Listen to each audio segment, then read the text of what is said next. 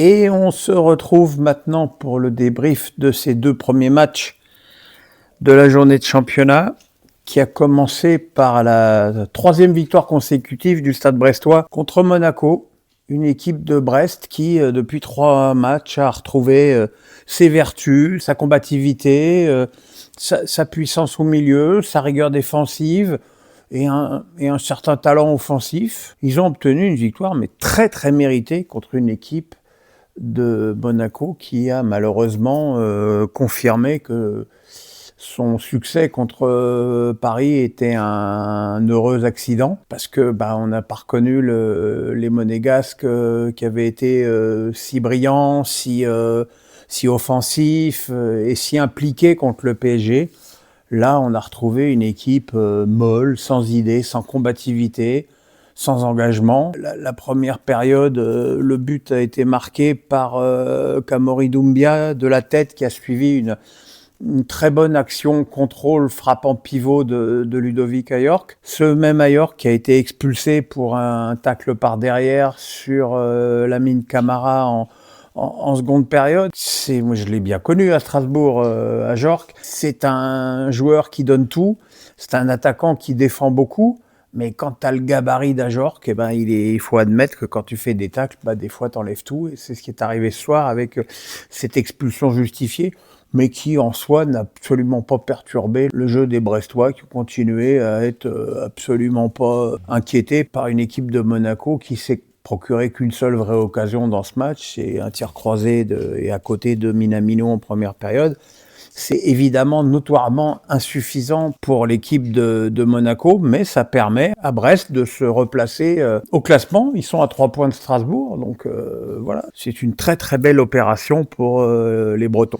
Et puis ce soir, Lille a battu Marseille 1-0 sur un but d'Ethan Mbappé, sur un excellent ballon du non moins excellent Bentaleb, qui a vraiment fait un grand match. Très très beau contrôle orienté du pied gauche de Mbappé, qui doit totalement surprendre la sortie un peu inconsidérée, pour être poli, de Rouli, qui est un peu parti à la pêche aux moules sur cette action. Et Mbappé peut marquer dans le but vide à la suite de cet excellent contrôle. Mbappé, c'est 3 buts cette saison pour le LOSC, mais le but de la victoire dans les arrêts de jeu contre Toulouse, le but du match nul contre le PSG et le but de la victoire contre Marseille, donc 3 buts, 5 points. C'est un beau ratio, mais là aussi on a retrouvé une équipe de Lille, je dirais, fidèle à ses principes et à ses qualités de base, très bien organisée défensivement autour d'un Mendy intraitable et d'un Ngoy extrêmement prometteur en défense centrale, puisque Genesio avait choisi de ne pas faire jouer Mbemba dans ce match. Et puis le reste de l'équipe s'est battu, à l'image de Benjamin André, de Thomas Meunier. Voilà, cette équipe un peu de grognards qui sait aller chercher les points quand ils le font. Évidemment, le tableau est beaucoup moins réjouissant côté marseillais.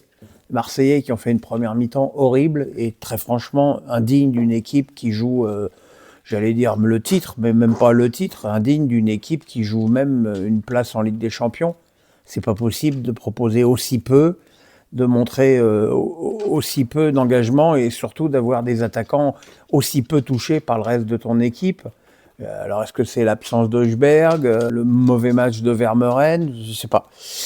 En deuxième période, ça a été un peu mieux pour les Marseillais, d'autant que Lille a franchement reculé pour tenir le score. Mais en fait, la seule vraie occasion de l'OM sur ce match-là, c'est un contre de 70 mètres exceptionnel de Greenwood, qui vient d'ailleurs derrière une situation de possession intense de Lille pendant 3 minutes. Et là, ce contre de Greenwood qui prend le ballon à 30 mètres de son but et qui va le remonter jusqu'à arriver à faire une frappe au niveau des 6 mètres sur laquelle Ozer fait un arrêt exceptionnel. Voilà, ça aurait été un but sensationnel de Greenwood s'il avait égalisé, mais le gardien turc a fait l'arrêt qu'il fallait. Et donc, au classement, Lille revient à égalité de points avec l'OM, ce qui laisse évidemment la possibilité à Paris et à Lens de prendre respectivement 4 et 5 points d'avance en cas de succès demain. C'est donc une très très mauvaise opération pour l'OM qui avait déjà pris qu'un point contre Toulouse le week-end précédent. Cette équipe continue à souffler le chaud et l'effroi. Le chaud et l'effroi. Et c'est quand même quelque part assez décevant de voir une équipe qui pourtant alignait, à part Hojbjerg, alignait quasiment ses forces vives, à part Medina, mais qui est absent depuis pratiquement le début de la saison, donc je ne sais même pas si on peut le compter. Mais voilà, c'est un match très décevant pour l'OM et un match très rassurant pour Lille qui enregistre son 4e succès consécutif, toute compétition confondue. Voilà, on se retrouve demain pour un gros samedi avec PSG Rennes et le match de Lens et un intéressant Toulouse-Strasbourg. Voilà, on se retrouve demain les amis, le pouce, la cloche, on s'abonne. Bye.